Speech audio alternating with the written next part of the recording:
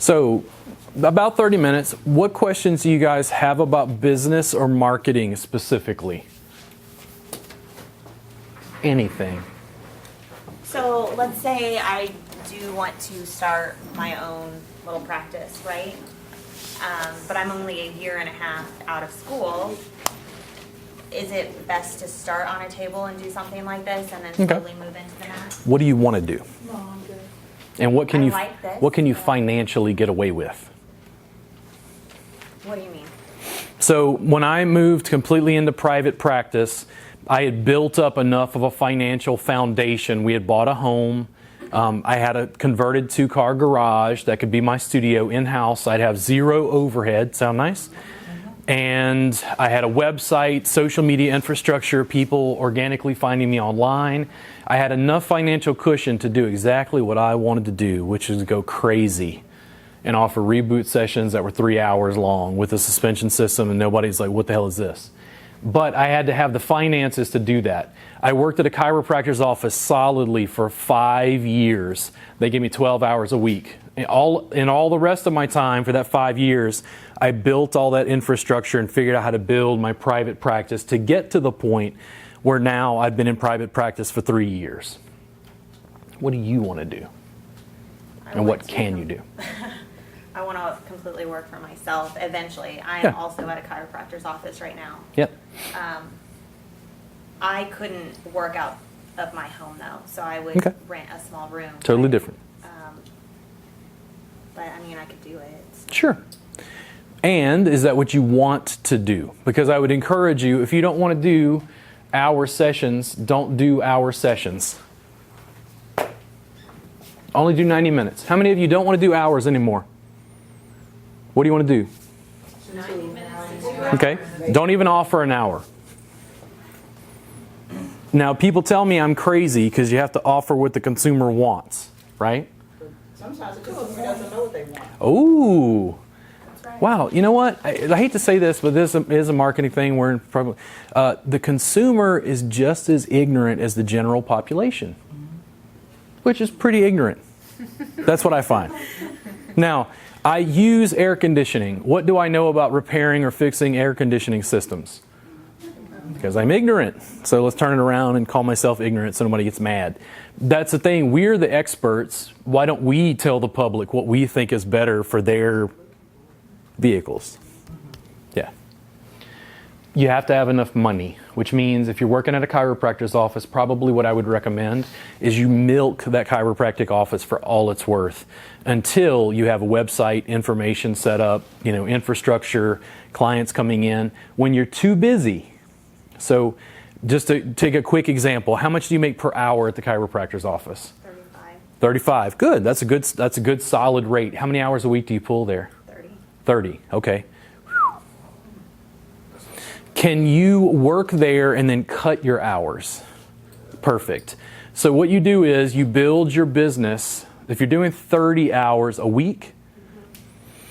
I mean, as long as I'm full, which I'm full most Sure. of the time. Okay. And the thing is, I'm trying to figure out, you could do that for a while, build up to a point, and then could you cut back to like 20 and then start doing 10 in private practice and then cut back further like 15. And then as your business grows, if you're making 35, that's good. How much would you charge for an hour in private practice? I don't know. How much? 60 maybe? 60? Okay. I mean, they charge. So if you charge 60 and you're 75. currently making about 35, they take your taxes out, right? Mm-hmm. Okay. You're still at a point where you're almost doubling your income. So if you make $40,000 a year, how do you feel about making 80?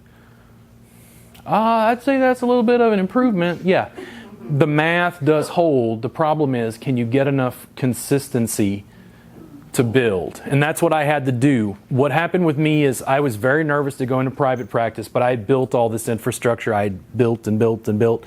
Once I got into private practice, it took about 6 weeks or 2 months for people to clue in that I was no longer at the chiropractor's office. I was sometimes booking out like 6 weeks in advance. I saw the end of the road.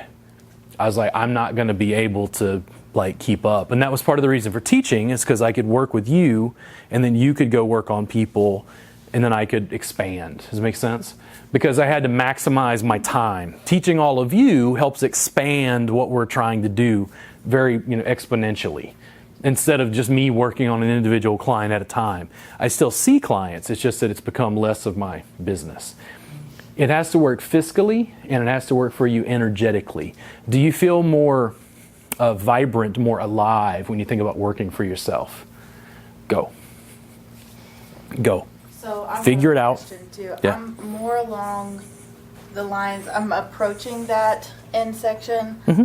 I raised my prices from 60 to 70 about a year and a half ago.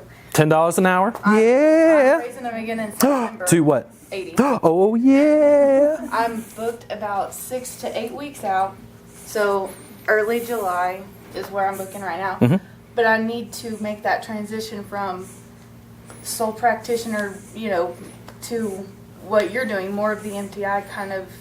Because you want to go into education. Yes, Okay. because I'm got double carpal tunnel. I'm gonna burn out at some point, Yeah. and I will need to take down, because I've already taken down my max from 35 a week to 30. Okay. So I'm, I was hitting it hard for a long, long time. Less clients, Gravitate. more per hour. That's what it's all about. Hustle. If you can do it.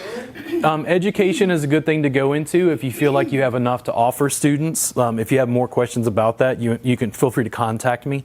Like we can have, like if you have questions about like the sort of the insider stuff about what goes on with education and what's involved, like I can talk to you intimately about that because I've dealt with I guess so much of I it. don't feel as confident as I should be. So you're confident with the getting into massage, that. you're not as confident with the education. Correct. Oh, it takes practice. It takes practice. Just like anything else. When you first gave a massage when you got out of school, how'd you feel? Yeah. Nervous. I come from a small town, and Yeah. I started off with a chiropractor, and I rented a room on the side. That's how I started off, and that's where I got a lot of people coming in, recognizing me, and all that, like getting my name out there. Then 7 years later, I moved to a different town, about 20 minutes from where I used to work, and she owned a cosmetic, kind of like a jewelry store, but had been around for a long time, and I met all her customers, and that's where I got all my leg work. Yeah. I was there for 7 years, and now they've all followed where I am now. Retention. Everybody's dynamics, nuance, personality, psychology, emotions is going to be different. You have to make it work for you. There are some therapists, they really, really like working for somebody else. And if you can give them $35 an hour, they'll stay forever. And that's fine. It's totally fine. There's no shame in that.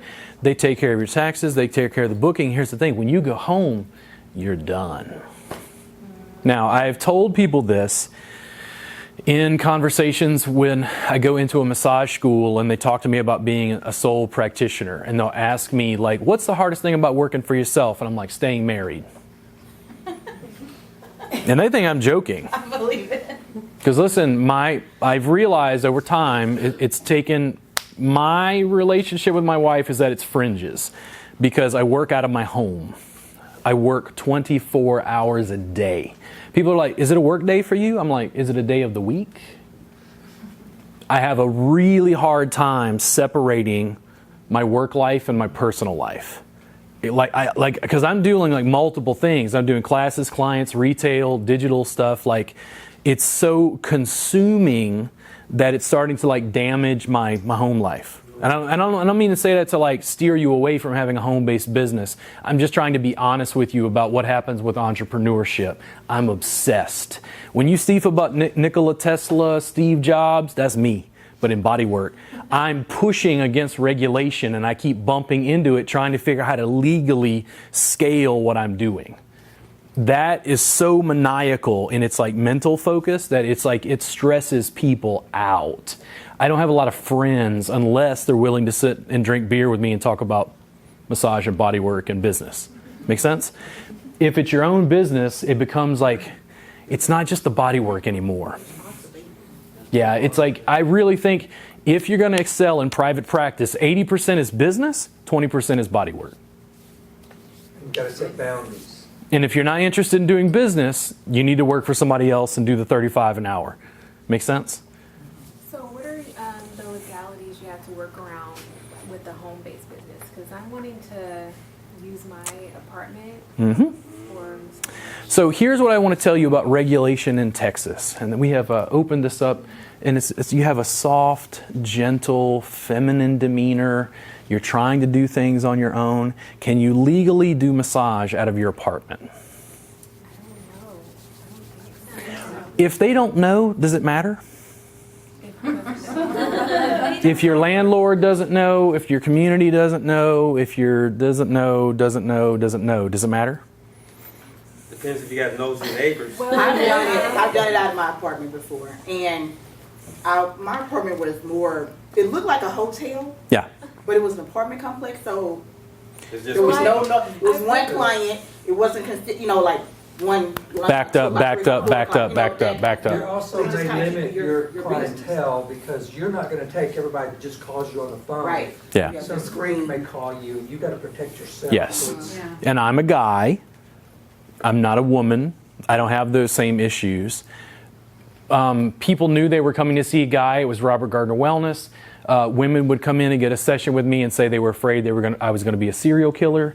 I would say, how did you get over the hump? And they're like, oh, I watched like 10 of your YouTube videos. I won. I made money and I kept it all.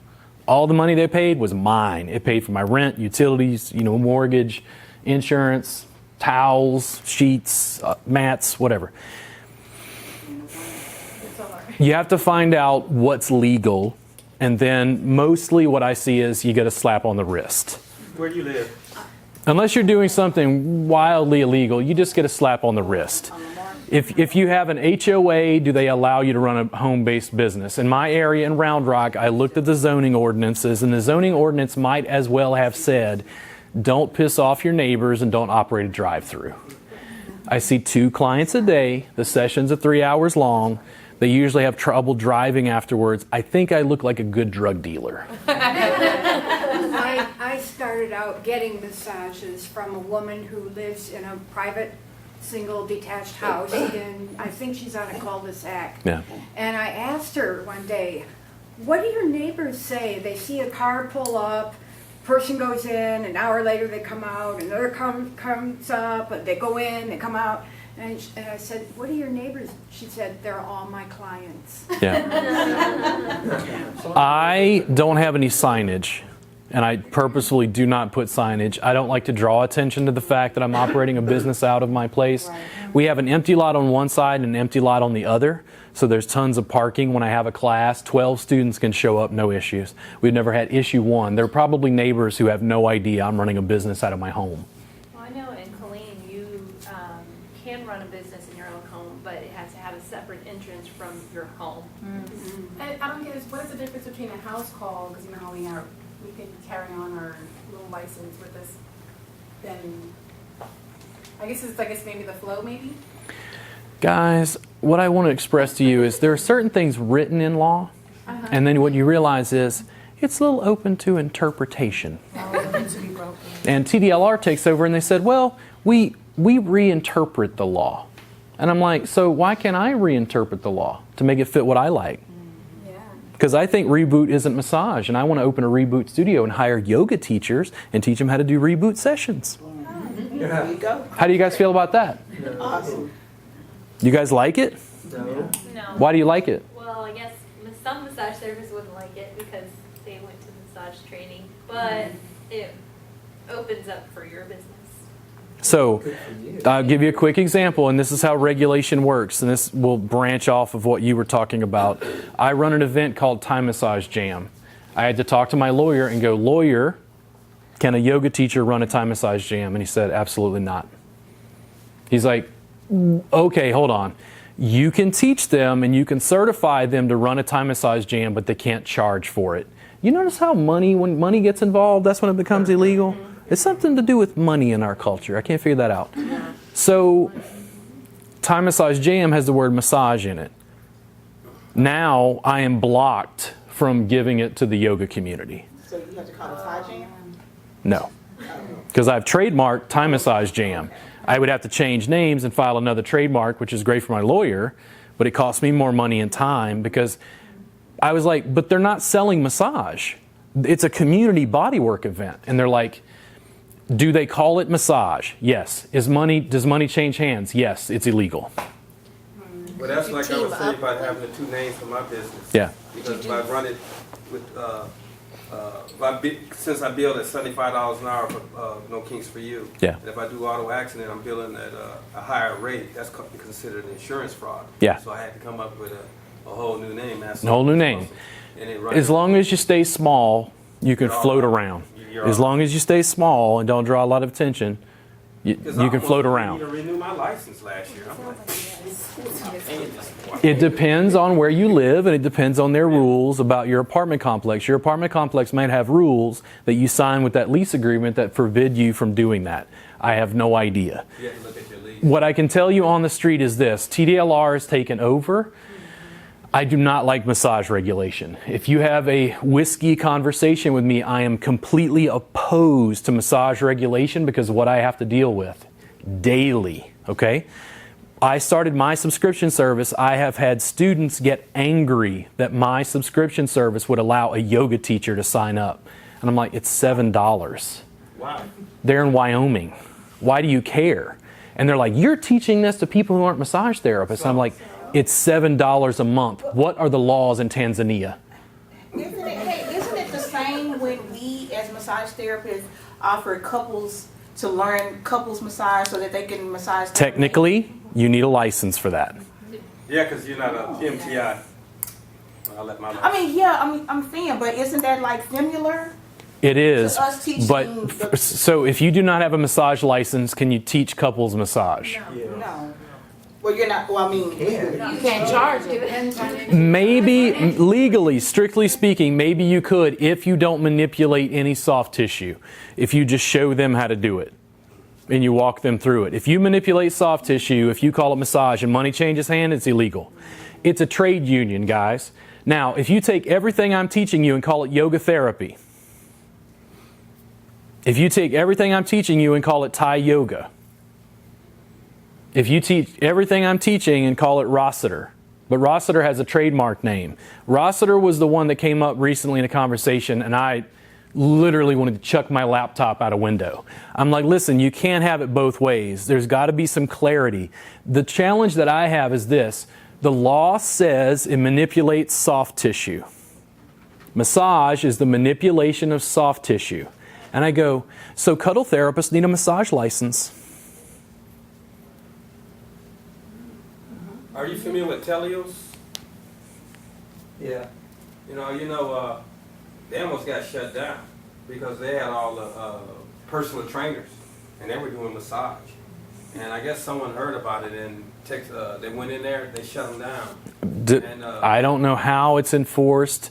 I don't know how it actually works on the street. I just see like the response. But they almost shut them down? Yeah, they came real close to it because that's basically what they were doing. So right now, I saw this recently. I actually contacted a young lady on Facebook because she was opening a Massage Envy in Houston. And she was looking for yoga teachers to do stretch therapy at Massage Envy. And I contacted her and said, listen, I'm a little confused about law, and I was wondering how does Massage Envy, and she's like, it's not massage. It's stretch therapy. It's stretch therapy like your personal trainer would do to you. The yoga teachers aren't doing any massage. They're only doing stretch therapy. And I'm going, does it manipulate soft tissue? Then by definition, it's massage.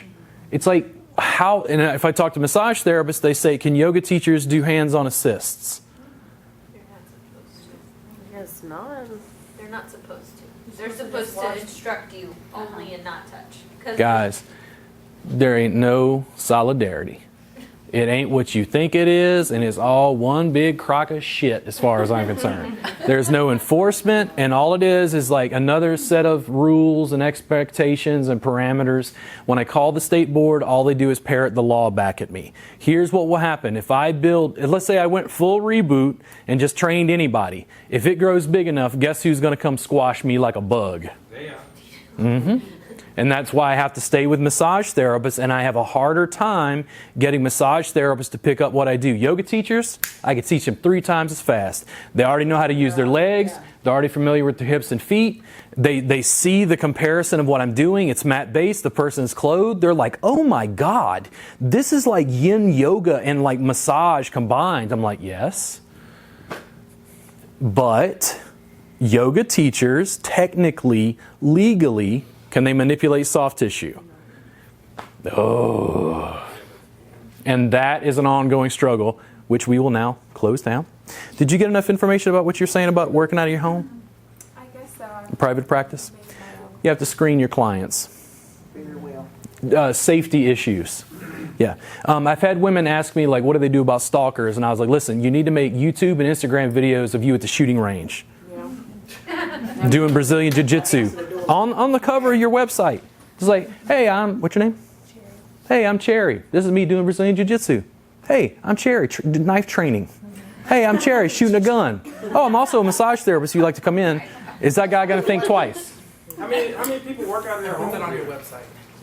I have. I started don't off anymore, with but I just have. friends and family, For a and then while. I went with the chiropractor, and from there. But it's You have to scary. set the tone. And Yeah. but now when I left the spa, I was out of. I couldn't find a location at the moment, so I was doing house calls.